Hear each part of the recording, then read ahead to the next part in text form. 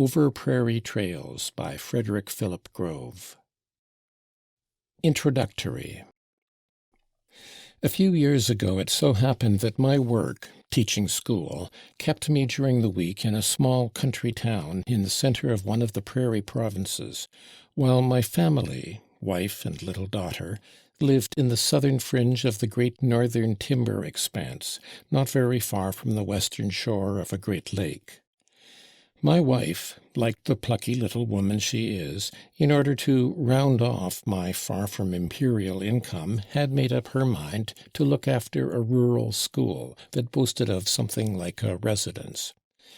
I procured a buggy and horse and went home on Fridays, after school was over, to return to my town on Sunday evening, covering thus, while the season was clement and allowed straight cross-country driving, coming and going, a distance of 68 miles. Beginning with the second week of January, this distance was raised to 90 miles because, as my more patient readers will see, the straight cross-country roads became impassable through snow.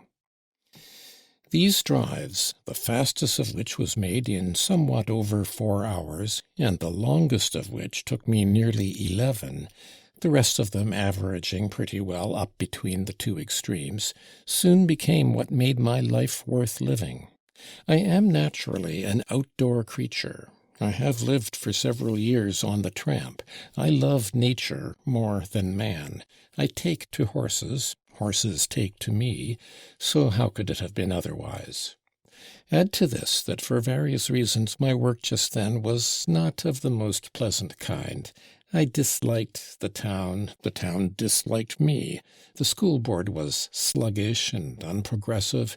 There was friction in the staff, and who can wonder that on Fridays at 4 o'clock a real holiday started for me, 2 days ahead with wife and child, and going and coming, the drive. I made 36 of these trips, 72 drives in all. I think I could still rehearse every smallest incident of every single one of them. With all their weirdness, with all their sometimes dangerous adventure, most of them were made at night and with hardly ever any regard being paid to the weather or to the state of the roads.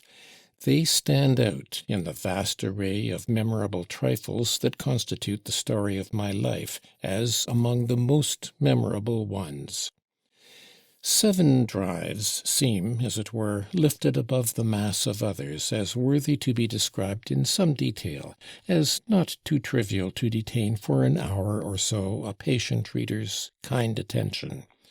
Not that the others lack in interest for myself, but there is little in them of that mildly dramatic, stirring quality which might perhaps make their recital deserving of being heard beyond my own frugal fireside. Strange to say, only one of the 7 is a return trip. I am afraid that the prospect of going back to rather uncongenial work must have dulled my senses. Or maybe since I was returning over the same road after an interval of only 2 days, I had exhausted on the way north whatever there was of noticeable impressions to be garnered.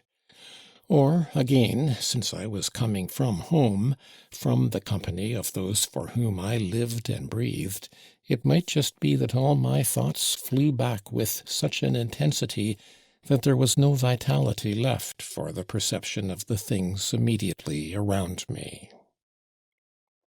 End of section 1.